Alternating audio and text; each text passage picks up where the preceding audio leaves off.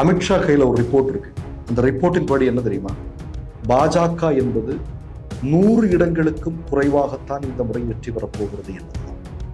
அதற்கான ஆதாரங்களை நான் சொல்கிறேன். 2014 தேர்தலில் மோடி முழங்கிய வார்த்தை என்ன அப்படிங்கிறது உங்களுக்கு தெரியும். அச்சாதின். 2019 தேர்தலில் புல்வாமா தாக்குதலை மையப்படுத்தி இந்தியா, அதாவது இந்திய தேசத்தினுடைய பாதுகாப்பு குறித்து பேசினார். ஆனால் இந்த முறை அவர்களுக்கு அப்படி பேசுவதற்கு ஏதாவது வார்த்தை இருக்கிறதா? இல்லை. மோடி எதை பேசிக் கொண்டிருக்கிறார்?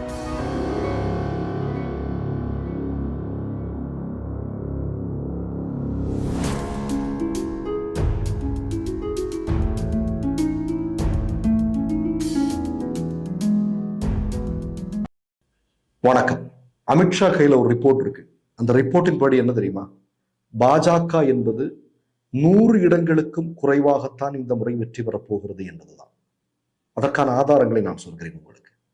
2014 தேர்தலில் மோடி முழங்கிய வார்த்தை என்ன அப்படிங்கிறது உங்களுக்கு தெரியும். அச்சாதின். 2019 தேர்தலில் புல்வாமா தாக்குதலை மையப்படுத்தி இந்தியா, அதாவது இந்திய தேசத்தினுடைய பாதுகாப்பு குறித்து பேசினார். ஆனால் இந்த முறை அவர்களுக்கு அப்படி பேசுவதற்கு ஏதாவது வார்த்தை இருக்கிறதா? இல்லை.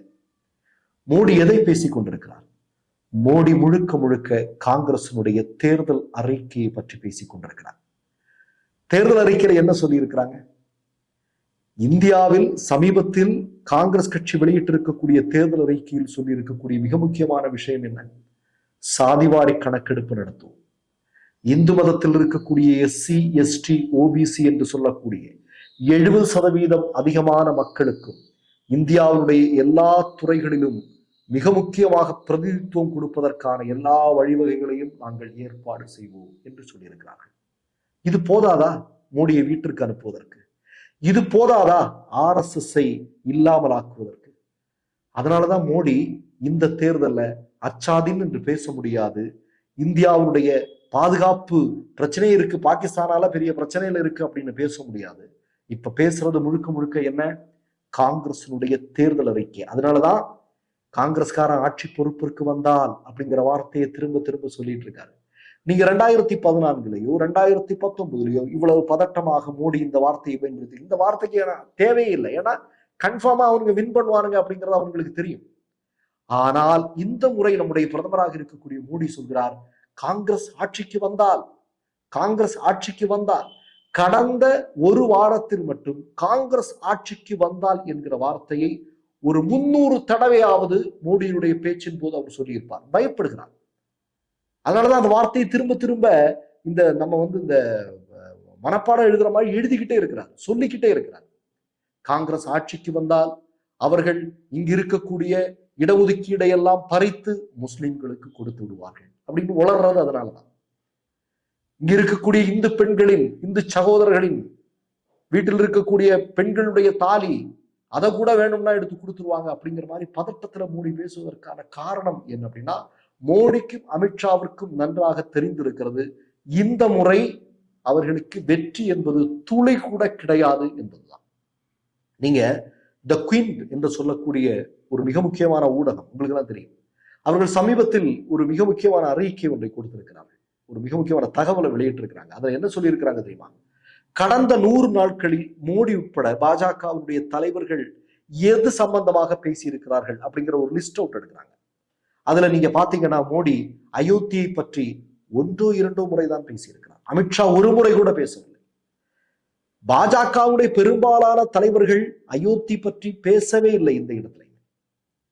ஆனால் அவர்கள் எதை பற்றி பேசிக் கொண்டிருக்கிறார்கள் அப்படின்னா, G20 பேசி பார்த்திருக்கிறாங்க. அதே மாதிரி விஸ்வகுரு அப்படிங்கிற ஒரு விஷயத்தை பேசியிருக்கிறாங்க. அதே மாதிரி உலகின் மிகப்பெரிய 3வது பொருளாதார நாடாக இந்தியாவை மாற்றும் என்று பேசுகிறார்கள். இதுதான் அவர்களுடைய பேச்சில் இருக்குதே ஒழிய அயோத்தியை பற்றி எங்கேயுமே இல்லை. அதே மாதிரி பெண்கள் இடஒதுக்கீடு அப்படிங்கிற ஒரு விஷயத்தை கொண்டு வந்தாங்க இல்லையா? ஏன்னா அது இன்னொரு 20 வருஷத்துக்கு இவங்க செயல்படுத்தவே முடியாது இவங்களால. அதை பற்றியெல்லாம் ஒரு வார்த்தை கூட மோடி பேசல. மோடி முழுக்க முழுக்க பேசிட்டு இருக்கிறது எதை பத்தி பேசுறாரு? அதாவது சாதிவாரி கணக்கெடுப்பு, பெண்கள் வருஷத்துக்கு ஒரு பெண்களுக்கு 1 லட்சம் ரூபாய், 50% பெண்களுக்கு அரசு துறைகளில் இடஒதுக்கீடு, இது மாதிரி காங்கிரஸ் ஒரு தேர்தல் அறிக்கையை கொண்டு வந்தாங்கன்னா மோடி என்ன பண்ணுவாரு? ஏன்னா மோடியும் மோடியினுடைய கட்சியும் ஒட்டுமொத்தமாக மிகப்பெரிய அளவில் ஒரு சிதைத்திருக்கக்கூடிய, நிலைகுலிய வைத்திருக்கக்கூடிய ஒரு தேர்தல் அறிக்கை. அதனாலதான் மோடி இப்ப என்ன பண்றாரு அப்படின்னா, இந்த பாருங்க 2 தினங்களா என்ன பேசிட்டு இருக்காரு பாருங்க. சத்ரபதி வீர சிவாஜியை ராகுல் காந்தி அவமானப்படுத்துகிறார், இழிவுபடுத்துகிறார் அப்படின்னு பேசுறாரு. பேசிட்டு என்ன சொல்றாரு? முகலாயர்களை அவர் ஆதரித்துக் கொண்டிருக்கிறார் என்று சொல்கிறார். அவுரங்கசீப்பை மறந்து விட முடியுமா? அவுரங்கசீப் என்று சொல்லக்கூடிய நபர் தான் இந்தியாவில் இருக்கக்கூடிய கோயில்கள் எல்லாம் இடித்தாரு. இதையெல்லாம் ராகுல் பேச மாட்டேங்கிறாரு. ராகுல் காந்தி அவுரங்கசீப்பை ஆதரிக்கிறாரு அப்படின்னு சொல்றாரு. நான் கேட்கிறேன், இந்த RSS காரனை பார்த்து கேட்கிறேன், டேய், இங்க இருக்கக்கூடிய இந்தியாவில் இருக்கக்கூடிய இந்து மன்னர்களை, இந்து கோயில்களை இடித்திருக்கிறார்கள். அதாவது நார்த்ல இருக்கக்கூடிய ஒரு மன்னன் சவுத்துல வந்தான்னா இங்க இருக்கக்கூடிய கோயில் எல்லாம் இடித்து அங்க இருக்கக்கூடிய பணத்தையும் பொருளை எல்லாம் கொள்ளையடித்து போனதுக்கு ஏராளமான வரலாற்று சான்றிதழ் இருக்கிறது. இல்லைன்னு யாராவது சொல்ல முடியுமா? இங்க இருக்கிறவங்க பூரா அதை பண்ணி இருக்கிறான், இங்க இருக்கிற இந்து மன்னர்களை. ஏன்னா உங்களுக்கு தெரியும், அதற்கு முன்னாடி இந்தியா அப்படிங்கிற ஒரு நாடு இருந்ததில்லை இல்லையா? சுதந்திரத்திற்கு முன்னால் இந்தியா அப்படிங்கிற ஒரு நாடு இன்றைக்கு பார்ப்பது போல் இருந்ததில்லை. அன்றைக்கு மகாணங்களாகவும் மன்னராட்சிகளாகவும் தான் நடந்துட்டு இருக்கு. மேல இருந்து ஒருத்தன் இங்க வருவான், இங்க வெற்றி பெற்றானா இங்க இருக்கக்கூடிய சொத்துக்களையும் கோயில்களையும் எல்லாத்தையும் கொள்ளையடித்து போறது வழக்கம். அப்போ ஏன் மோடி இப்படி தொடர்ந்து பேசிக் கொண்டிருக்கிறார்னா, அவருக்கு தெரியுது காங்கிரஸ் ஆட்சிக்கு பொறுப்பிற்கு வரப்போகிறது, இந்தியா கூட்டணி வெற்றி பெறப்போகிறது என்பது. இந்த இடத்துலதான் நான் ஒரு செய்தியை சொல்ல விரும்புறேன், மோடிக்கு நான் சொல்ல விரும்புறேன். நம்முடைய இந்திய சினிமாவினுடைய மிக முக்கியமான கலைஞர் கமல்ஹாசன் அவர்கள் இல்லையா, அவர் சொல்லியிருக்கிறார் ஒரு விஷயம். இப்போ பாபர் வந்தது, இல்ல அவுரங்கசீப் வந்தது, இல்ல அக்பர் வந்தது, இல்ல ஹிமாயூன் வந்தது, ஷாஜகான் வந்தது, இதெல்லாம் இந்தியாவில் ஒரு மிகப்பெரிய பிரச்சனையை உருவாக்கிருச்சு அப்படின்னு RSS காரன் பேசுறேன்னா, அதற்கு 2000 வருடங்களுக்கு முன்னால் கைபர் போலன் கணவாய் வழியாக வந்த ஆரியர்களும் அதைத்தானே செய்திருக்கிறார்கள். இப்ப வந்தவர்கள் இவர்கள் மற்றமல்ல, குற்றம் உள்ளவர்கள் அப்படின்னு நீங்க முகலாயர்களை குற்றம் சாட்டுவதாக இருந்தால் குற்றவாளிகள் ஆரியர்கள் தான். அவர்களுக்கு முன்னாடி 2006 வருஷத்துக்கு முன்னாடியே இந்தியாவிற்குள் ஆரியர்களும் குற்றவாளிகள் தான். எல்லாரும் வந்தவன் எல்லாமே குற்றவாளிகளா தான் நீங்க சொல்லணும். முகலாயர்களை மட்டும் எதற்காக குற்றம் சொல்கிறீர்கள் அப்படின்னு அவர் சொல்றாரு இல்லையா? இதான் RSSக்கு நம்ம சொல்ல விரும்புவது. அப்ப மோடி என்னன்னா, தங்களுடைய கைகளில் இருக்கக்கூடிய கடைசி துருப்பு சீட்டு இதுதான், வேற வழி இல்லை. ஏன்னா இந்த கட்சி நிக்கணும், இந்த சித்தாந்தம் நிக்கணும் அப்படின்னா இது ஒண்ணுனால மட்டும்தான் உயிர் வாழ முடியும். எப்படி?